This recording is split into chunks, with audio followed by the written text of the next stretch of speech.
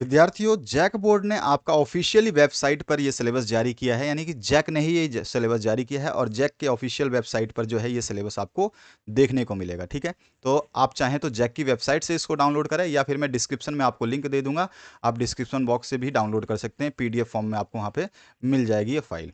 तो यहाँ पर जो पहला क्वेश्चन आप देखेंगे, पहला जो सब्जेक्ट लिया गया, देख लीजिए आप ध्यान से। शैक्षिक सत्र 2022-23 के लिए कक्षा 11वीं है और स्कूल शिक्षा एवं साक्षरता विभाग झारखंड ने इसको जारी किया है। ठीक है, 11th का ये सिलेबस है और यहाँ पर सबसे पहला सिलेबस जो देखेंगे आप संस्कृत का दिया गया है। संस्कृत में आपको जो है यहाँ पर पाठ 1, 2, 3, 4, 5 और 6 ये सारे पढ़ने हैं। ठीक है, इसके अलावा जो है वो टर्म 2 का है, तो आपको ये मार्च में देना है। तो मार्च वाले सिलेबस को अभी फिलहाल भूल जाइए। नवंबर दिसंबर के लिए आपको ये सिलेबस दिया गया है कि नवंबर दिसंबर में आपको ये चीज़ें पढ़नी है। तो नवंबर दिसंबर के लिए आपको ये वाली कॉलम सीधे सीधे देखते जाना है।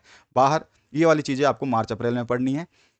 अपठित बोध जो है उसमें भी आएगा, आपका रचना के कार्य आएंगे। ठीक है, उसके बाद में जो है चित्र में जो आपके डायग्राम बेसिस आते हैं क्वेश्चन, वो भी आ सकते हैं। व्याकरण जो संबंधी क्वेश्चन है, इसमें वियोजन और संयोजन जो है ये भी आता है आपका। ठीक है, और शब्द रूप जो है वो भी आएंगे आपके। इसके अलावा जो धातु रूप है वो भी आएंगे, लकार आएंगे और संधियाँ आएंगी। ठीक है, ये सारे के सारी चीज़ें आपको पढ़नी है। इसके अलावा जो है कारक भी आएंगे और वाच्य भी आएंगे। ठीक है, और रचना में आपका एक पद्यांश आएगा जो आपके उससे होगा, बुक से। इसके बाद में जिसके पास इंग्लिश स्कोर है उसकी बात करें, तो इंग्लिश स्कोर में आपको एक रीडिंग कंप्रिहेंसिव आएगा और एक नोट मेकिंग और समराइजेशन आएगा। ठीक है, नोट मेकिंग और समराइजेशन। उसके बाद में राइटिंग शॉर्ट कंपोजिशन, छोटा सा कंपोजिशन लिखने वाला। और पर्सनल रिस्पॉन्स जो है वो आएगा। नोटिस, पोस्टर और एडवर्टाइजमेंट, ये तीनों में से कुछ भी आ सकता है। ग्रामर सेक्शन में कहें तो डिटरमाइनर्स आ सकते हैं, टेंसेज हैं, क्लॉजेज हैं, मॉडल्स हैं। ठीक है, और एक्टिव और वैसिव वॉइसेस हैं जिसको कंस्ट्रक्ट करना होता है। टेक्स्ट बुक की बात करें तो इसमें हॉर्नबिल लिया गया है जिसमें पोर्ट्रेट ऑफ लेडी पढ़ना है आपको, और we are not afraid to die ये भी पढ़ना है आपको। इसके बाद में है यहाँ पर डिस्कवरिंग ट्यूट, ये भी पढ़ना है आपको, सागा कंटिन्यूस वाला। और लैंडस्केप ऑफ द सॉल ये भी आपको पढ़ना है। पोइट्री सेक्शन की बात करें तो यहाँ पर जो है आपका एक फोटोग्राफ आएगा। ठीक है, और इसमें आएगा लेब्रनम टॉप और उसके बाद में voice of the rain.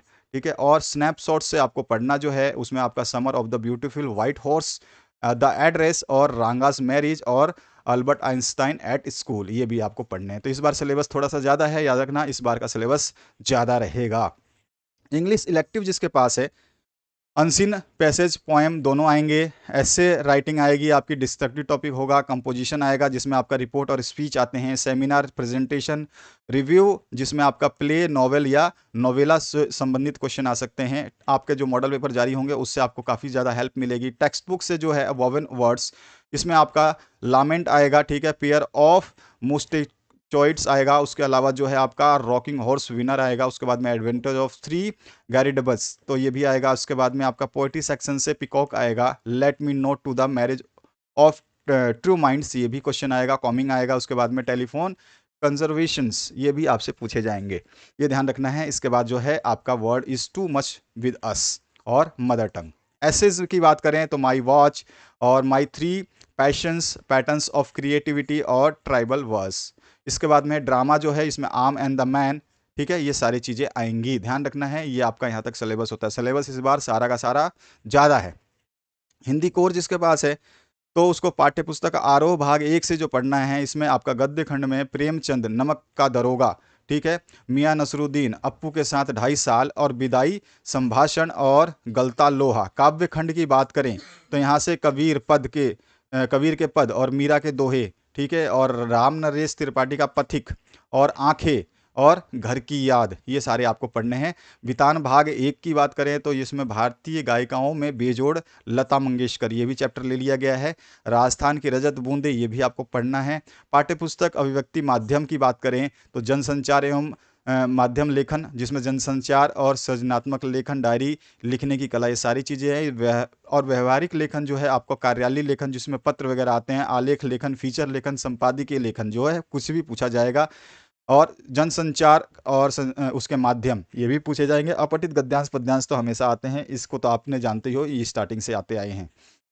Hindi elective जिसके पास है उसको जो है आपके अंतराभाग एक में से गद्य खंड की बात करें तो प्रेमचंद, अमरकांत और हरिशंकर परसाई और रागे राघव। उसके बाद में जो है आपका सुधा अरोड़ा। काव्य खंड की बात करें तो कबीर, सूरदास, देव, पद्माकर, सुमित्रानंद पंत, ये सारे पढ़ने हैं।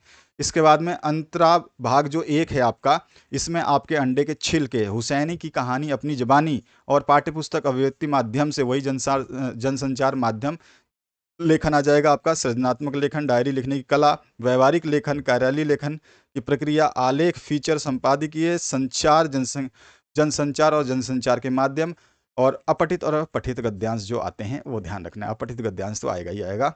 इसके बाद हिंदी भी जिस बच्चों के पास में है, पाठ्यपुस्तक क्षितिज भाग एक की बात करें, काव्य खंड से इसमें साखिया और शबद और वाक पढ़ना है, सवेय पढ़ने हैं, ठीक है, और कैदी और कोकिला, ठीक है, दो बैलों की गाथा, ठीक है, कथा, और लैसा की। और इसमें देखिए एक चीज़ क्या है, आपको देखेंगे तो इस सिलेबस में एक मिस्टेक कर दिए कुछ जो है आपका, देखिए जबकि ये ऑफिशियल आपका सिलेबस है और इसमें दिया क्या गया है कि आपको थोड़ा सा ये जो आप देख रहे हैं ये इसमें दो तीन चीज़ें 10th का भी लग रहा है, ठीक है ना।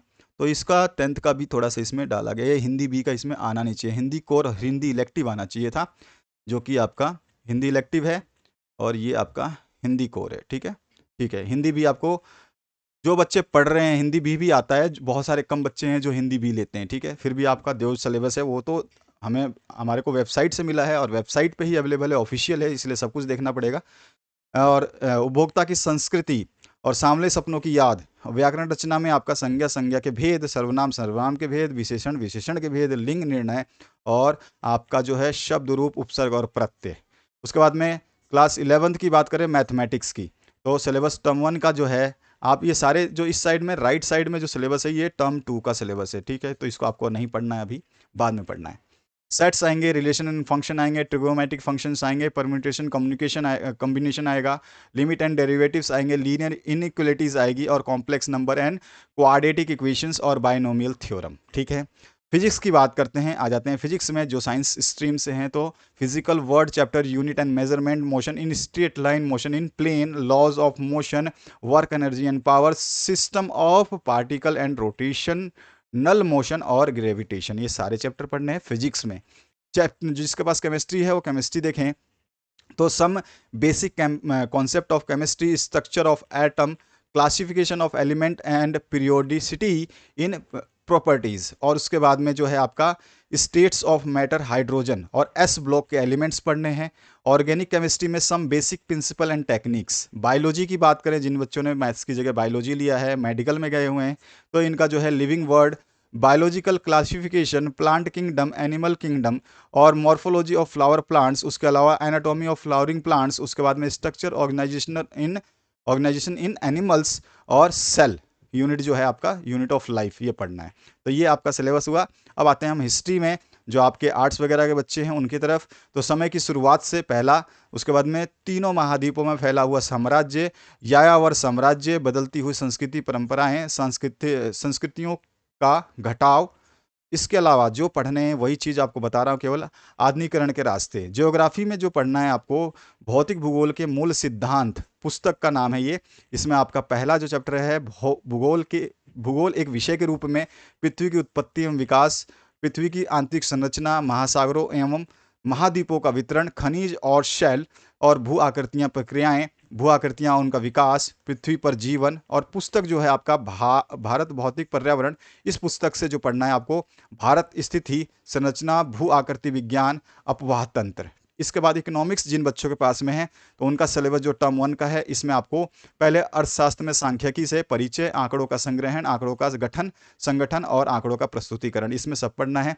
बी पार्ट में भारतीय अर्थव्यवस्था का विकास में स्वतंत्रता की पूर्व संध्या पर भारतीय अर्थव्यवस्था, भारतीय अर्थव्यवस्था 1950 से 90, और उसके बाद में उदारीकरण, निजीकरण, वैश्वीकरण, एक समीक्षा, निर्धनता, भारत में मानव पूंजी निर्माण। राजनीति विज्ञान की यानी कि पॉलिटिकल साइंस का इस बार सिलेबस दिया गया है, तो आपके लिए अच्छी बात है कि पॉलिटिकल साइंस का सिलेबस आ चुका है। तो यहाँ पर जो है टर्म 1 का सिलेबस, इसमें देखिए भारत का संविधान, सिद्धांत और व्यवहार में संविधान क्यों और कैसे, भारतीय संविधान के अधिकार, में अधिकार और चुनाव और प्रतिनिधित्व, कार्यपालिका, विधायिका। राजनीतिक सिद्धांत जो है आपका, इसमें पढ़ना है आपको राजनीतिक सिद्धांत, एक परिचय, स्वतंत्रता, समानता, सामाजिक न्याय और अधिकार। इसके बाद में अकाउंटेंसी, जो कॉमर्स के बच्चे हैं, इसमें आपका इंट्रोडक्शन ऑफ अकाउंट्स आ जाएगा, थ्योरी बेस ऑफ अकाउंट्स या अकाउंटिंग, और recording of business transactions, trial balance and rectifications of error. और उसके अलावा जो है आपका डेप्रिसिएशन, प्रोविजंस एंड रिजर्व्स, ये भी आ जाएगा आपका। कॉमर्स जो है बीएसटी, बिजनेस स्टडीज जिसके पास है, व्यवसाय की प्रकृति एवं उद्देश्य, व्यवसाय संगठन के स्वरूप, निजी, सार्वजनिक और भूमंडलीय उपक्रम, और उसके बाद में व्यवसाय की उभरती पद्धतियाँ, व्यवसाय का सामाजिक उत्तरदायित्व एवं सामाजिक व्यवसायिक नैतिकता, कंपनी निर्माण, ये सारी चीज़ें पढ़ना है। और जिसके पास में CAE है, अब उसको देख लेते हैं। तो इसमें अप्रोक्सीमेशन आ जाएगा, और कॉन्ट्रैक्टेड मेथड ऑफ मल्टीप्लिकेशन आ जाएगा, उसके बाद में कॉन्ट्रैक्टेड मेथड ऑफ डिवीजन आ जाएगा, उसके बाद में डिसमेलिशेशन आ जाएगा, रेडियो आ जाएगा, रेशो आ जाएगा, इसके बाद में प्रोपोर्शन आ जाएगा, परसेंटेज आ जाएगी। इसके बाद में आते हैं ETP, जो कि आपका एंटरप्रेन्योरशिप है। इसमें आपका एंटरप्रेन्योरशिप में जो है मीनिंग, कॉन्सेप्ट और फॉर्म्स आ जाएंगे। उसके बाद में आपका एंटरप्रेन्योर, केवल एंटरप्रेन्योर का आएगा, फिर एंटरप्रेन्योरशिप का आएगा, meaning, concept and role of socio economic environment, और एंटरप्रेन्योरियल डेवलपमेंट प्रोग्राम्स, ये जो आपका तीसरा। चौथा है critical evolution of entrepreneurial development programmes, role of entrepreneur in economic development as a innovator and generation of employment opportunities, और role of entrepreneur in balance economic development. तो ये सारे चैप्टर्स हैं। इसके बाद और भी जो आपका entrepreneur pursuits and human activities, इसमें economic and non economic activities आ जाएंगी। इनोवेशन एंड एंटरप्रेन्योर, ये भी आएगा आपका। Business ethics and acquiring entrepreneurial values, attitudes and motivation. इसके बाद में आपका आता है developing entrepreneurial motivation, concept and process.